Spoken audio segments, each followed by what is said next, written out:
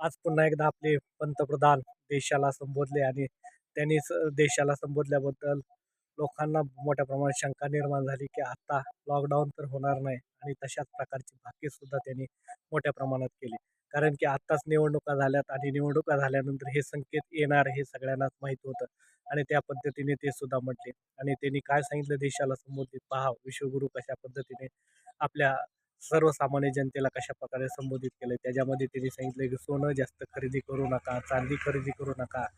त्यानंतर खाद्यतेल जपून वापरा. त्यानंतर विदेश दौरे करू नका.